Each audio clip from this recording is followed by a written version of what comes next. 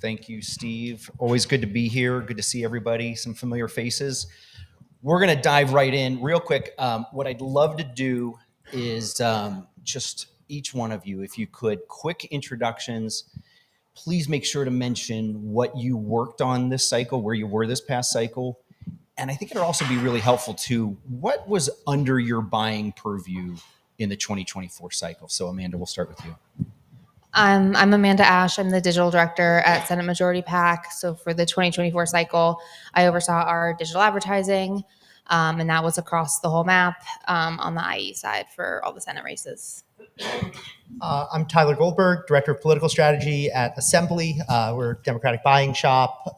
In 2024, I ran our strategy team. I also lead our advocacy consulting practice.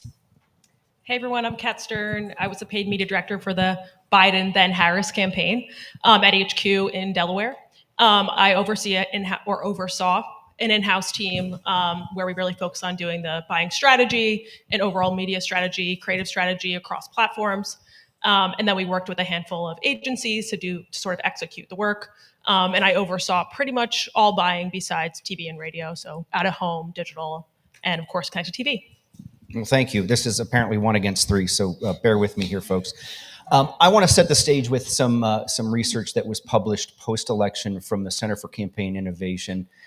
Probably a handful of you have seen some of this stuff. I thought it was interesting and a good stage setter for what we're about to talk about for the next few minutes. In 2024, 35% of voters actually voted on November 5th. Only 35%. So it's no longer election day. It's really like an election season. And I think that impacts media buying pretty much up and down, no matter what the races are.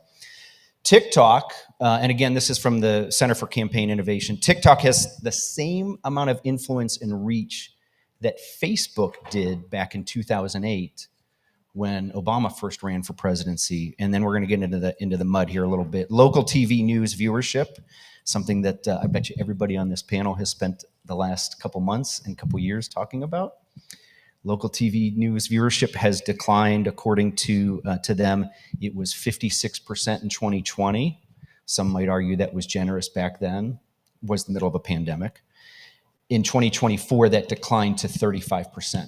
But, and you knew there had to be a but in this room, buying linear TV combined with streaming allowed most campaigns to reach an average reach of 95%.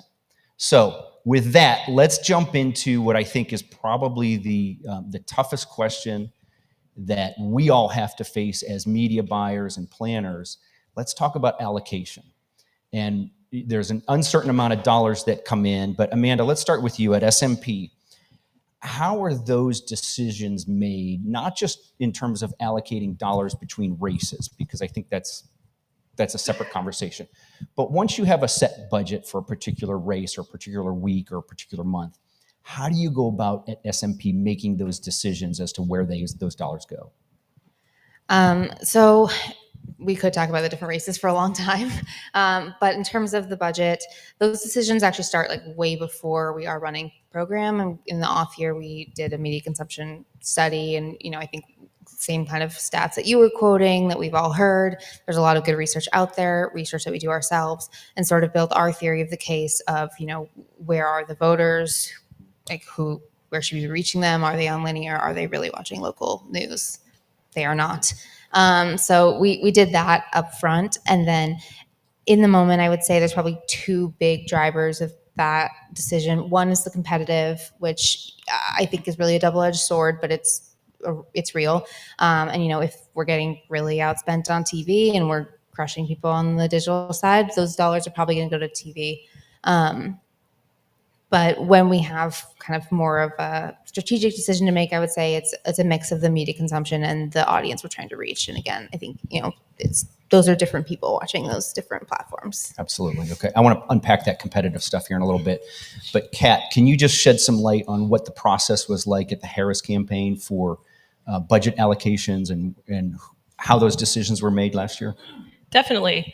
So I think data-driven decisions were like a big part of how we allocated our media. We took a look at who we thought would be the most persuadable, and we worked very closely with our analytics team. So I'm definitely not 100% the expert on this one, but and we were able to identify within our audiences who are the most persuadable, who we should be talking to, and sort of take a look at their consumption habits. And based on, for example, a lot of our audience index towards connected TV, so we want to make sure when we're allocating our spend, we're booking and buying a lot of connected TV. I think a big piece of, or a big challenge is there's obviously inventory restrictions when you're talking to, the same group of voters across multiple campaigns, multiple packs. There's always limitations on how much you can really reach folks. So I think another thing that we saw is that, for example, our audience really index towards podcasts and audio, and there's only so much inventory out there you can actually buy up. So we were like trying to buy up as much as we could, but there's a lot of political restrictions on like the audio inventory. So you really kind of have to, or we had to sort of respond to like the real availability of where we can be buying ads, and sort of work from there. Interesting. Very interesting. All right, Tyler, at Assembly, how does Assembly approach kind of the screen mix planning? And I'm curious, because I know we talked about this a little while ago. How is it different for corporate clients than it is for political campaigns or issue campaigns or super PACs or things like that? How do those two worlds differ? I mean, the primary difference is the flexibility and how nimble political campaigns are compared to the commercial world. So, they may change on the commercial side, creative 2 or 3 times a year kind of thing. I know for a fact you all were changing creative, maybe 2-3 times a day or an hour or whatever. Not quite that much, but yeah. It felt like. But the interesting thing that Amanda was bringing up is the competitive information. And that's why there are so many folks in here who are from vendors, and you've met with me before. And the first question I always ask you is, what is your policy and ability to disseminate accurate competitive information? And that's not just because I think the public should know how much money is being spent on political ads, although I do believe that. It's because it makes us all better at our jobs. And as Amanda said, if you're getting outspent on TV, you're going to put that money in TV. You might be getting outspent on CTV. You just have no way of knowing. And so I think the vendors that start, that practice are the ones that are going to get a ton more political dollars. All right, I love it. And I think everybody in the room loves it too. Let's get into this competitive stuff, okay? And let's take our partisan hats off for a little bit. Roll up our sleeves. Yeah, let's get into this. I want to know, honest answers. How much does the competitive influence the plan? A lot for us. And, we do campaigns from dog catcher to president, coast to coast. Every single campaign, that is the first question they're asking. Is my opponent up? What are they up with? How much? What's the creative? That has changed a lot. I started as like a competitive, tracker back in my youth, and that should be a requirement. By the way, in this industry, God, that should be a requirement. My first gray hairs, 2016 cycle. But that is what drives. It's the best information you can have. And so it is so vitally important, and the amount of information that clients expect has gone up. It used to be, are they up? Do we have a decent idea of how much money they're spending? Now it's, what's the reach? What's their creative rotation? What markets are they in? Like that kind of information. Okay. Yeah, and just to add to that, I think the piece that's tricky is like, you want to run your race. Are you going to run the exact race the opponent is running? If the opponent is spending in a specific state, are you going to say, hey, I'm going to drop everything and make sure I'm reaching those same exact voters? So I think there's like a balancing act with competitives that like sort of needs to be maintained. But to your point about sort of the trickiness of using it, yes, it's extremely inaccurate. So you're looking at CTV numbers and you're like, it could be $1 million from where that is or so. We know that there's a ton of delays in the reporting. So when we're looking at it and we're saying, oh, we think, they're spending XYZ here, that was like a week ago. Like, so we don't even know what they spent this week. So I think just being very mindful that there's it's very, very nuanced, and you're kind of always behind the curve a little bit when it comes to getting the information. We used a really great tool called Ad Hoc during the cycle, and I think that is probably the closest we were able to get to accuracy, where you have like a really good map of like where the spending could be and the creatives and sort of like the platforms, location, all of that. But even that, again, it's delayed, and you really have to keep that in mind. I think that one of the important things, especially with ACR retargeting, which you have now with text TV and smart TVs, you're able to see what creative the opponents are running and make sort of a decision like, do we want to respond to that creative? Do we want to respond to sort of what that messaging is with a message that we've tested against it, or that sort of thing, which I do think is critical decision to be made looking at competitives. All right, Amanda, I'm going to single you out here, and I don't mean to. Please do. But I'm curious at SMP and with your, with the various agencies and vendors and partners that you're working with in the thick of the fight, do you have to have conversations about, hey, look, this is an opaque window that we're looking through at this competitive? Or do you start to see that maybe by the 2024 cycle, almost everybody in the profession is understanding that this is not perfect data? Both. The answer to your question is both. There are some days where I think everyone's got the time to sit and think and be like, this is imperfect data, and how do we analyze it, and how do we interpret it, and how do we make our decisions? And then sometimes you have 30 seconds to have that conversation about what's happening and where that competitive is. And it's a little bit, you just have to be like, this is what's happening, let's go. I mean, I would say that the competitive drove a lot of our decisions. Okay. But it's getting better among the professionals that do this day in and day out. I think is that a fair assessment? It is. I think people understand that it's imperfect. I think that there's still a lot of I think people still want it to be better. I don't think people have accepted that it's imperfect, but people understand that it's imperfect. I think a lot of that, to build off that, a lot of that is everybody agrees it's imperfect, but nobody agrees that it has to be imperfect. It's very clear. Somewhere, someone knows how much money every advertiser is spending on every platform, on their platform.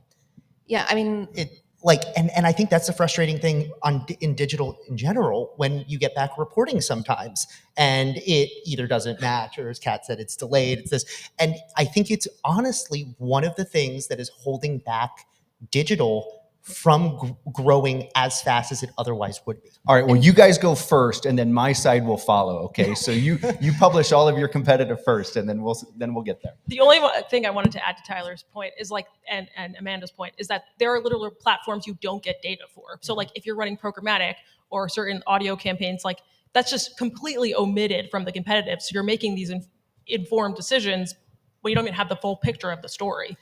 Out of home's the same. I've spoken to out of home home. Love to know partners. what people are spending on out of home. Yeah, and I've spoken to them before, and that it is they want to get more political spending. And the first thing I say is, okay, great. I will get you a list, bipartisan, of all the agencies. Proactively share who's spending what, and I guarantee you will get more billings. So far, no one's taken me up on it, but Amanda, you on board? I mean, I will say that there's a lot of reasons why people spend a lot of money on YouTube, for sure. But one of those reasons is that it is the clearest and cleanest competitive, and it is very quickly updated. And I would say that I was looking back, and I was looking at Wisconsin, where we were adding and about 80% of the late dollars we added in Wisconsin all went to YouTube, because there were other platforms where we needed them, but that was one where we were sure we needed it. We suspected on streaming we were getting outspent. We suspected all these other ones, but especially if it's all in-house, right? So if you're a print provider and it's your one publication, it should be easy. You shouldn't, it's not that you're looking at inventory that everybody else can buy. It's one-stop shop. Yeah. All right, Tyler, I want you to repeat that for those in the back of the room too. It's not a one-stop shop. Print advertisers, everybody, share competitive. It's better for you. It's better for us. And again, not to get all high in a soapbox here, it's better for voters. They deserve to see how much money is targeting their elections. I love it. I think, and look, I'm gonna leave enough time here for some audience questions. So I think that might be a topic of interest. I don't know, maybe I'm just fascinated with it. Kat, let me go back to you. I'm curious on the Harris campaign. What were some of the bigger headaches in terms of allocating dollars and media planning? I want to leave the competitive stuff aside for a little bit, but what were some of the larger headaches that you faced inside the campaign operation? Well, I can think of one. We started as the Biden campaign, and we became the Harris campaign, which I think for us was a big change. We spent the beginning of the year really being smart about booking reservations and trying to figure out our audiences and understanding who we're meant to be targeting, where to reach them, all of these things. And then August happened, or July and August happened, and we sort of had to, completely switch over our campaign, and that's in terms of messaging, targeting, who we're talking to, where we're reserving media, and August of an election year with inventory being restricted, as everyone knows, it's tricky to just like completely unbook and unbook. So we really had to be sort of tactical about how we sort of pivoted some of our messaging, and I mean, we also did tons and tons of testing. That kind of was, we had to start over in some ways, very late, which was obviously quite a challenge. And was there, I don't want you to call anybody out per se, but was it an easier process, streaming versus digital versus linear? Could you tell a difference, or was it all just a big, massive headache that all kind of blurred together? I think it's definitely, it's easier on the auction platforms, in my opinion, because you can kind of just make changes. And generally, like on Facebook and Instagram and YouTube, you're pretty comfortable with. I mean, there's usually not infinite inventory, but there's a lot more available. But when you're getting to like the Hulus and some of those tighter inventory platforms, that's where the headaches kind of come up, because if let's say you pull your reservations and you unbook, then you might run the risk of not being able to book new inventory. So like, how can you sort of like maybe detarget some zip codes, or really be sort of creative about how you're still talking to the people that you want to talk to, but without giving up, what you reserved. Interesting. Anybody want to add anything else on top of that? I'm ready to move on, but I don't want to leave anybody behind here. I think that was a great all-encompassing answer. Yeah, There you let's go. go. All right, very good. Okay, Tyler, I'm going to throw this one at you. AI is all the rage in just about every industry. The advertising industry is no exception. But from what I can see, I would probably say that most of that conversation happens on the creative side of the business. Yeah. Would you agree with that? And I guess, I'm also curious at Assembly, and I'm not looking for the secret sauce here, but at Assembly, what are you doing with AI on the buying and planning side that would be interesting to this audience? So I think there's really two AIs out there. There's real AI and there's fake AI. And fake AI is what people claim are sort of their technological solutions and all of that. And it's just not. They're using a buzzword, which is fine. This is all advertising. I get it. The problem is, or I guess the benefit of AI, I think there's going to be a lot of places where you can work on contextual targeting. I know we've partnered with folks who do that, who maybe build audience, like what Kat was saying, certain zip codes, but then it goes deeper, certain types of sports fans, certain types of, if someone is a big sports bettor, what does that say about them demographically? And sort of building those audiences, I think that's really the future of AI in political advertising. About a year and a half ago, it was all the rage that we were going to get these AI political ads. And we got some of them. Ron DeSantis famously used a sort of AI-generated Trump voice in one of his ads. That's fine. The thing at the end of the day is where we are right now, those fully done AI ads look bad. They don't look like good, compelling creative. And maybe we'll get to a place where that is, and I think it should be, disclosed that it was done with AI, but we have to be in a place where AI is a great tool. I think there's a lot more sort of noise about it than has been fully capitalized yet by this industry. I would just add to that I think I completely agree, and I think some of the use cases where it hasn't been talked about as much as maybe just in those internal headaches, in reporting, in the ad testing, and sentiment testing, in competitive. Sorry to bring it up again, but I think that there's some less flashy than what Trump AI voice opportunities for AI to be helpful. Yeah, and you can put a red hat on anybody, I guess, too. So, okay, let me kind of switch gears here a little bit. And I know this is something we talked briefly about in our pre-call. No judgment here, but in this business, we move fast and we break things, right? And we don't always get it right, because oftentimes speed is the thing that matters most.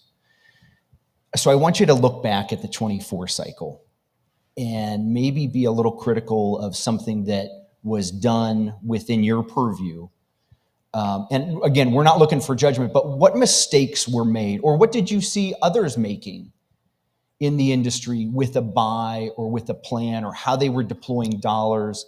I always think it's really good to go back while it's kind of fresh in our minds and ask ourselves, what if we had a do-over, what would we do differently? And I don't know who wants to take that one first. What a question. Yeah, you're welcome. I mean, I Go can ahead. just kind of build on what I was talking about earlier. I mean, I think every campaign, no matter who they are, win, lose, is going to look back and say, oh, that was something we could have done better. Oh, there's going to be learnings no matter what. So I think we can look back and say on both sides, or every campaign that was run, there's probably lots of learnings to pull from it. But I think to sort of build on what I was saying earlier, the reservations piece was really tricky. Booking really early for one candidate and then it became a different candidate, and sort of responding to what that means and having an entirely different program, I think I'm not really sure exactly how we could have went back and been smarter about at least the media buying aspect. But I do think that was a really challenging part of the cycle. Fair enough. Good point. For me, it's not really a mistake necessarily, but more of a, why didn't I think of that first? And it goes back to 2022 and the national Republican congressional IEs and how they were able to successfully nationalize these races in major markets so that they were essentially getting 4 ads for the price of 1. If you were watching a congressional ad in New York, where I live, you would basically, it was targeting all 7 competitive House districts in New York. There was a time right before the 2022 election, I was out with my friends, we were watching college football, and a political ad came on, and I couldn't tell you who it was for. And it is quite literally my job to watch political ads and sit on panels like this.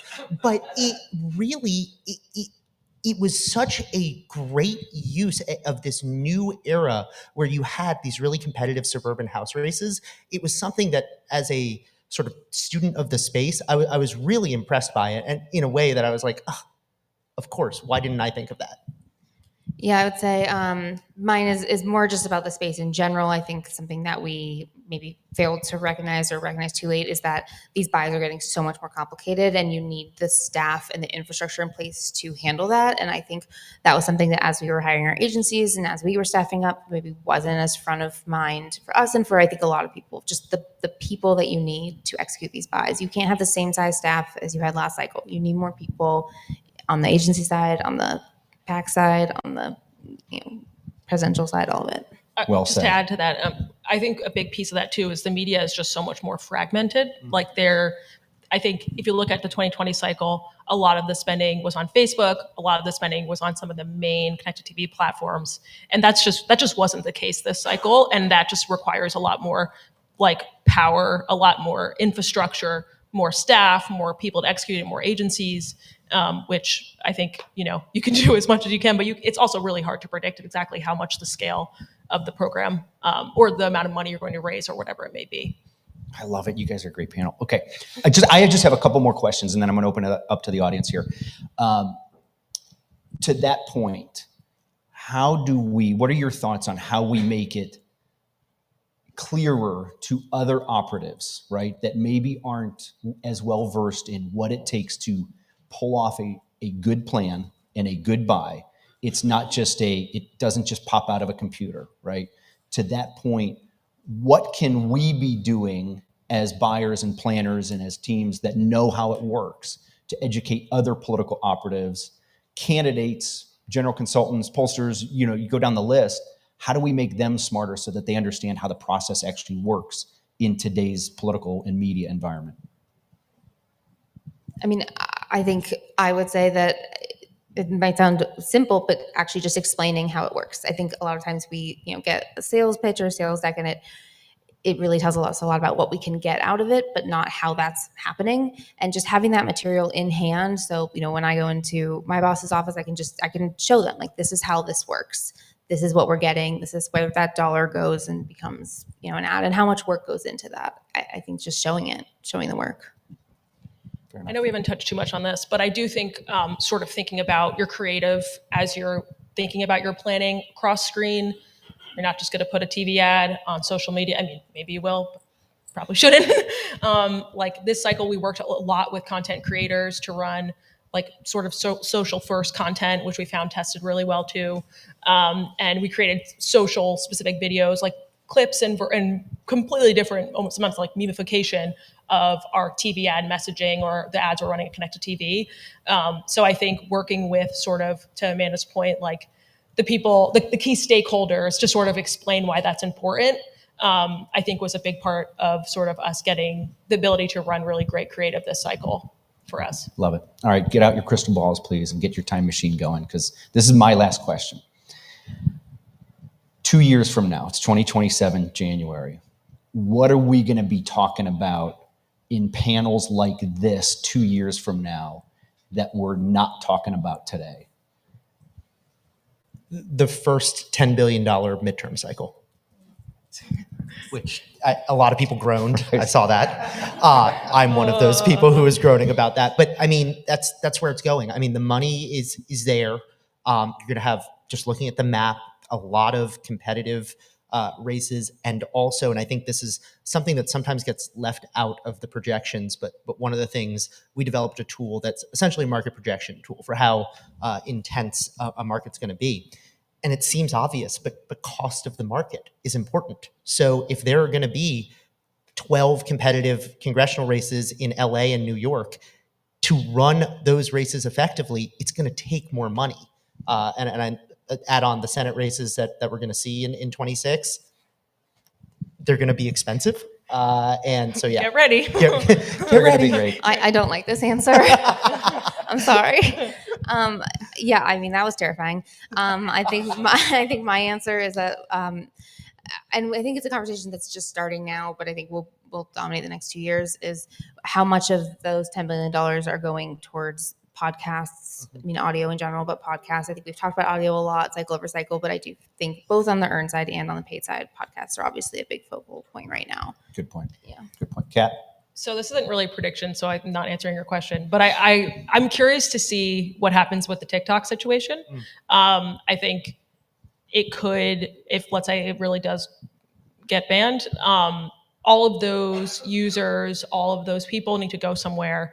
Is that to Instagram? Is that to a new platform? Is that to Blue Sky, Truth, or whatever? So I'm really curious to see what sort of unfolds with that. I think another thing that sort of comes to mind is back to sort of our AI conversation. I do think there's more that could be done with testing that I think we're actually using on the political side right now. I know some corporate marketers use AI to turn around tests super quickly. There's always accuracy pieces there that are sort of at play. But I do wonder if some of the, AI companies continue to build some of that out for us, for political, get smarter specifically to understand persuasion versus like just getting somebody to buy something, which is what a lot of these AI tools are built to understand, is like just general consumption, or to buy something rather.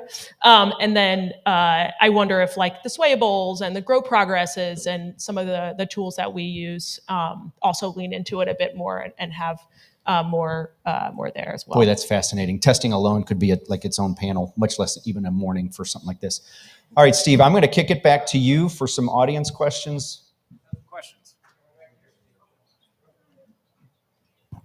Hi, I'm Eric from Magnite. Wanted to go back to competitives really quickly. So a two-part question.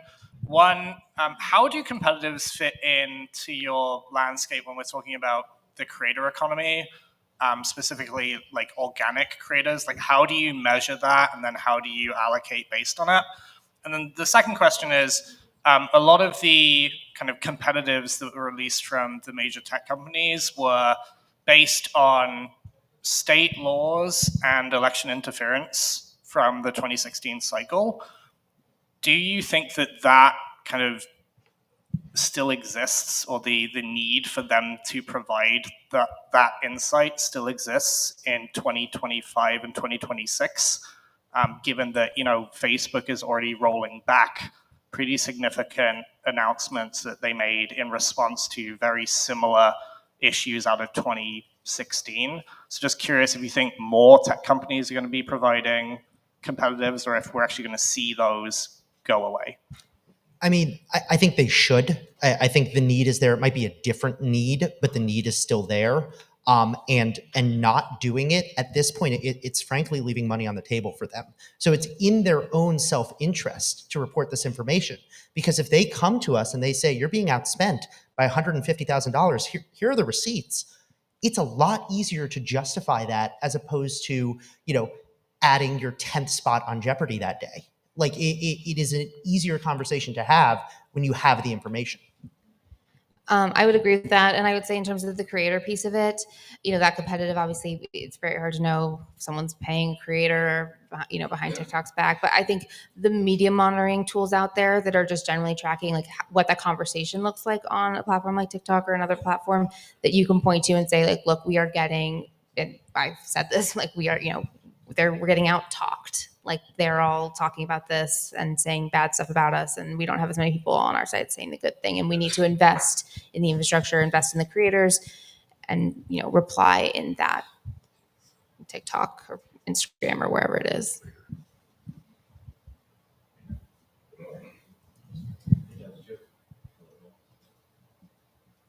Number two, guys. Working now? Oh, there we go.